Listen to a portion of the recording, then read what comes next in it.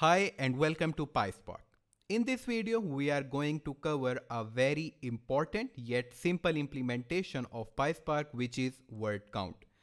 I'm your instructor Muhammad Ahmed from AI Sciences, and in this video, we are going to see that how we can read data from the file in PySpark, and then after reading, we will try to create a RDD of it, and then we will develop the basic understanding of RDD, and then we will apply transformations to get the word count of that data. If you are new to our channel, then just a brief introduction from the AI Sciences. At the platform of AI Sciences, we are providing a lot of services regarding artificial intelligence and data science, including courses, including consultancies, and on-demand software development, product development, and whatnot. If you are interested in any of this, then do visit the links present in the description. So let's just begin the video.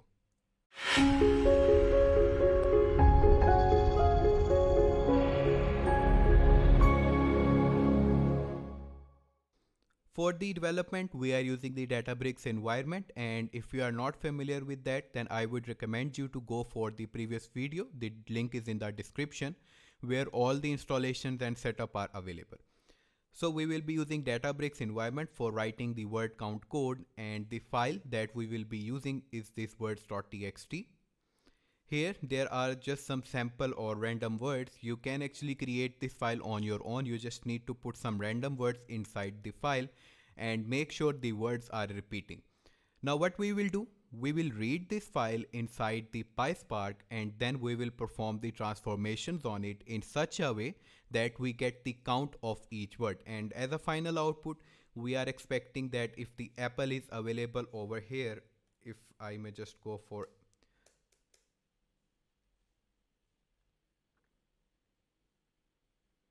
so 1, 2, 3, 4 and 5. So as an output, I am expecting that apple will providing me the along with apple, I will get the count 5. Same for the ball and same for the cat. And again, you can create the file as you like. So this is our IDE, this is our editor in which we will create the notebook and start working on it. So let's just create the new notebook, and if you already have created one, you can see it in the recents. But right now, let's just create a new notebook. The name of the notebook, let's just make it word count. Just make sure that you put the name that if you have to revisit it after some time, so you can get it easily that this was the file, this was the script, this was the notebook that is doing that thing. So let's just create that. And here you can see that my cluster is already up and running this thing. And if the cluster is detached, if you are getting the status detached over here, you just need to write some Python code. Let's just say print hello world, give it a go, and it will eventually start up the cluster for you and attach it automatically. You don't have to worry or bother anything.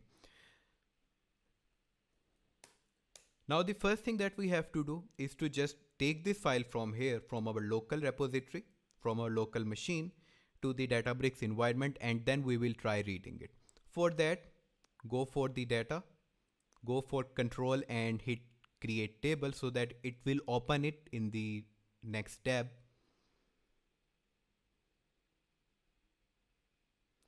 Here we just need to drag and drop this file. So let's just take this from here and drag it over here. So here you can see that this is the path of the file at which our file is present. So let's just copy this from here, and I will also show you that where is this file present. So inside this DBFS, Databricks file storage system, it is a HDFS storage Hadoop storage system. So this is in file store. If you're not comfortable with Hadoop and all that stuff, then don't worry about that. I'm just using these terminologies to get you familiar with the terms. Eventually, when you start following these, it will start making sense to you. So right now you can consider that HDFS is just simply a storage system. Just like over here, I have this words.txt on my local machine. Over here, it's on the cloud. It's on HDFS. So file store, tables. Inside these tables, I got this words.txt, and that's the exactly path that the Databricks provided me when I uploaded this file. Now what I have to do, I just have to write a simple code that will read this data, and after reading this data it will perform the transformations on it to get out the word count from it. So it's quite simple, but the only thing is that you need to stay focused that what I'm doing over here.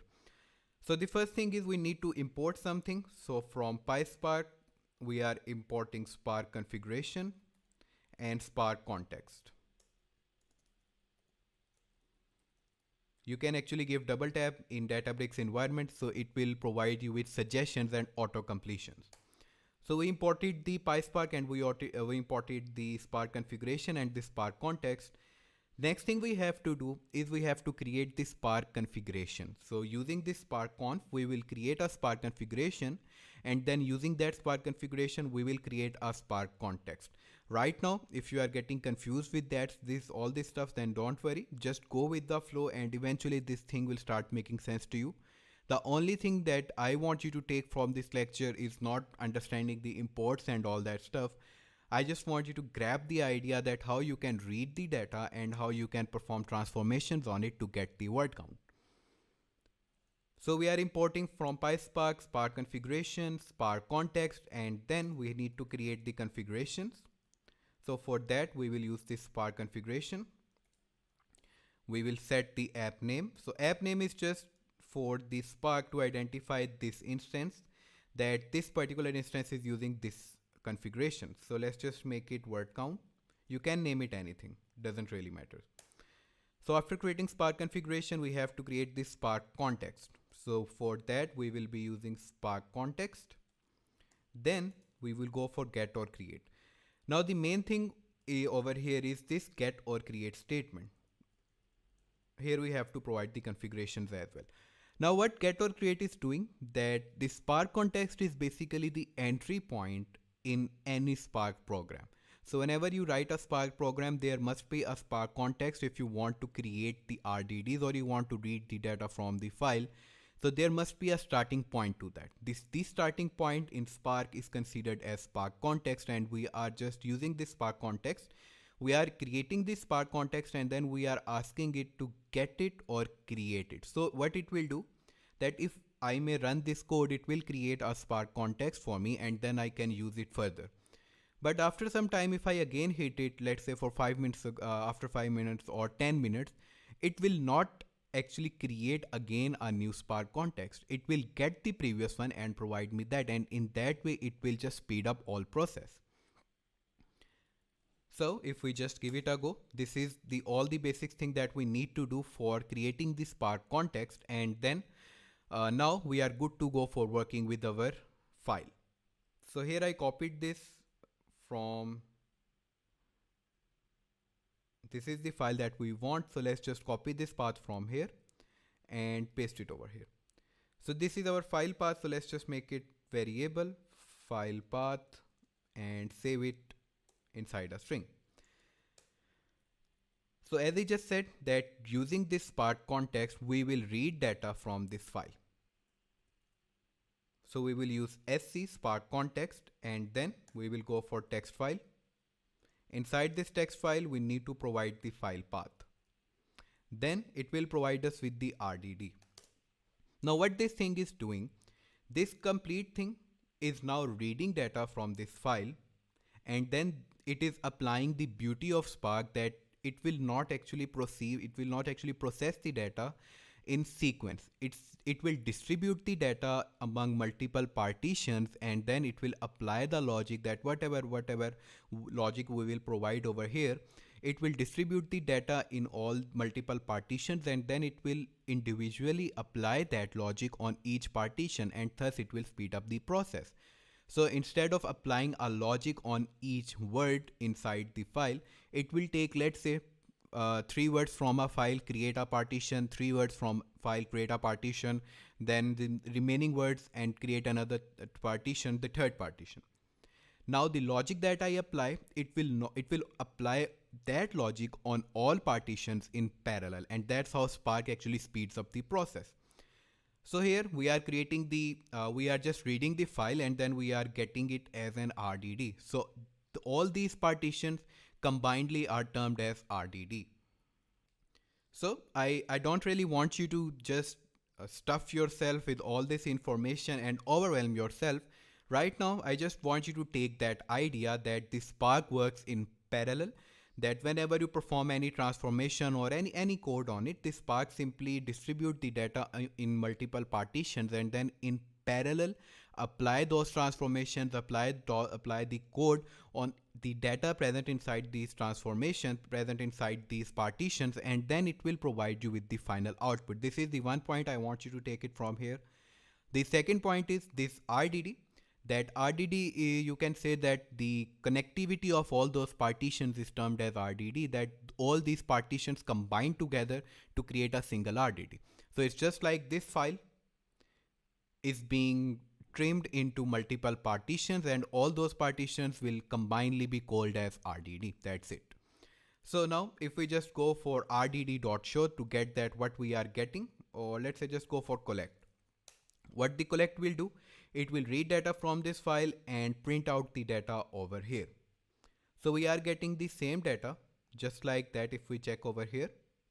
So this is the data inside this file, and you can notice that we are reading the same data. So we are pretty much there. We have created a way of just simply reading a file, reading a data from the file, creating a RDD out of it, or let's say creating partitions out of it, and then those partitions combinedly provide an RDD. Now next thing that we have to do is to make a transformation on it to get out the word count. So for that, here this is the file that we are actually considering.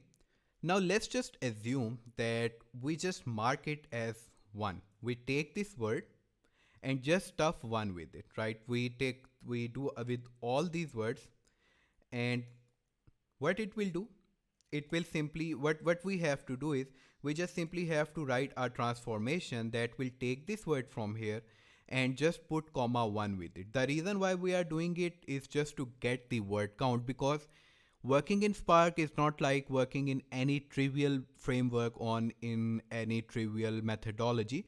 If you are working with this Spark, then you have to follow the conventions or the norms of the Spark. Now what it will do, let's say we write our code, it will provide us with these transformations, and then we will go for reducing this data to get the word count. Right now, just not overwhelm yourself, just go with the flow, and firstly we will write our code to get our data in this notation, and then I will explain you that how we are going to get the word count from here. So this is our RDD, and let's just go for, we can actually write the code inside this cell as well, but let's just go for the another cell, for the next cell, so that we get the distinguish that what we are doing in each particular cell. So here we are importing and creating Spark context. Here we are reading data from this file and creating RDD. Now we will just go for rdd.collect over here to see that what we are getting, to again see that what we are getting. Now what we will do, we will apply a mapper on it. Now what map function will do, that map will take each of this record, each of this row, and provide it inside this function. Here we are writing a lambda function x, and then we go for, let's say, x comma 1. I know that's a tricky one, let's just break it down. So here let's say we have this data and I am applying this transformation on it. Now what map will do? This transformation. Let's say instead of this returning, we are returning hello. Now what map will do, that let's say this is the input file, and for the first it will take this apple, map it over here, this, and whatever we are getting from here will be returned back and mapped to this row. Now this row will be equal to this word.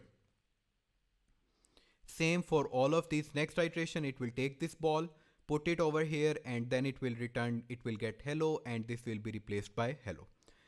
Now let's say if instead of hello we are returning this thing. Now what we are doing, we are taking this x, we are just appending, we are just creating a tuple and adding 1 with it, and then we are returning it. So it will just go like that. Apple will come over here, it will put the apple over here, and this complete thing will be returned and placed over here instead of this apple. That's how mapping works, that you get a row and then you return something that will be placed on that particular row. Next, it will take the ball. Ball will come over here inside this lambda function. The x will again become the ball, and whatever is happening over here will be mapped back. So that's how we will get a word and a one with it. So if we go for the IDE again, here we need to get this and we need to save it inside another RDD. And then we need to go for rdd.collect. Let's just run that. Now see, initially we were only getting apple, but now we are getting one with it. And it's just like that whatever I return over here, if I may start returning the simple x, you will notice that apple will come and apple will be returned. We will only get the same output. Actually, we have to run that again because this RDD variable is being overwrite. So let's just take this from here and for simplicity's sake, paste it over here. Now we are taking x, we are taking apple, and we are returning back apple. Now instead of x, if I may go for returning 1, 2, 3. Now it will take the apple, return 1, 2, 3. And then if I may go for returning x, 1, it will take the single word apple, and then this ball, then the cat, and then it will provide it with the one, append one with it and return it back. So we have this notation prepared that we required for creating the word count. Just make it a habit that whenever we need to go for the word count, we use this convention. So take this from here again and paste it in the new cell and run both of these. Perfect. Let's just take this from here and paste it inside this sublime and further proceed with our logic. Now let's say our input is this thing. We are getting a word and we are getting one with it. Now what we have to do is we have to just write a code that will provide us with the aggregated count. As I just mentioned earlier, that we want to get the word count. So we want to get apple and we want to get 5 because apple is present 5 times. Now there is a transformation. Let me just write it over here and then we will write it inside the IDE or Databricks notebook. So it will go like reduce by key, and inside that I am just writing some code and then I will explain you that what I am writing, x plus y. Now what this statement will do, the first step is I just want you to grab this idea really good because this is actually the essence of working with the word count example. So for step 1, what this statement will do, reduce by key. For this step 1, it will create the groups based on keys. So here you can see that this is actually a key value pair. The key is apple in this key value pair and the value is 1. Here the key is ball. Here the key is apple again. Here the key is cat, apple, ball, apple, so and so forth. Now what it will do, it will create the groups based on keys. The first step it will do. So here you can see that we are getting all of these apples. So it will take these from here and it will create a group of all the apples, right? Then it will look for the other key which is ball. So it will create a group for all the balls. Paste it over here. It will create the group again. So I'm just pasting it over here. And then for the cat, this thing. So this is the first step that this particular reduce by key transformation will do. The next step is what it will do. It will simply, let me just make it smaller. So next thing what it will do, it will simply apply this lambda function on all of these groups. Now for the output, what we are expecting is we will get the key for sure. Just understand this, that whenever we are applying reduce by key on it, we get the key for sure. But here what the value will be, because here you can see that we are getting ones. Now what this will do for the step 2, it will apply the lambda logic on the values of this key value pair. So here it will take this complete group from here, and then over here it will what will happen over here is it will take this one from here this, and it will just take this one from here, and as an output it will provide 2 because 1 plus 1 is 2. Next it will take x as an 2, and then it will take this 1 as an y. Then it will provide us with the 3. Then 3 will be considered as an x, and this 1 will be considered for the y. Then it will make it 4, and then 4 will come over here, and this last one will be considered over here, and output will be 5. Now whatever the output over here is will be considered as the value for this tuple. And that's how you get the key value pair. That's how you get the final key value pair, which is representing the word and its count. Same will happen for the ball, same will happen for the cat. Now let's just assume that for some reason, for some random reason, although it's not possible, that here we are getting it as, at this point we are getting it as 5. Now what will happen, that initially it will take this one and this one. So these two ones, we get the 2. These 2 come over here, and it will consider this one over here, and then we get the 3. Then this 3 will come over here, and now instead of 1 we will get 5 over here, and then it will get 5 plus 3, 8, and then this 8 will come over here, and here we get the 9. So that's how this key value pair will actually work. But actually, as I said, that it doesn't really make any sense. I just did that to get you comfortable working with all this flow, that how this flow is working. So going back for the IDE, if we just remove this, okay, let's just take it from here and proceed further. So we will go for rdd.reduce by key. Inside this reduce by key, we will provide a lambda function x comma y. We are providing the same lambda function x plus y. Now again what it will do, I'm repeating the same thing again. It will create a group for all the apples, for all the keys, for all the key value pair whose keys is apple. So it will create a group for this, this, this, this, and this. And then for their final output, it will consider the key, and for the value, it will just aggregate all of these values based on this, and it will return us with that. Now if we just go for rdd equals to this, and then rdd.collect, give it a go. So here we are getting that apple is available 5 times, ball is available 3 times, and cat is available 3 times as well. So that's how you calculate the word count.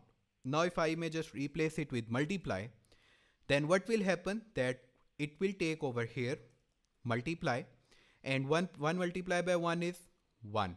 1 will come over here, 1 multiplied by 1 is again 1.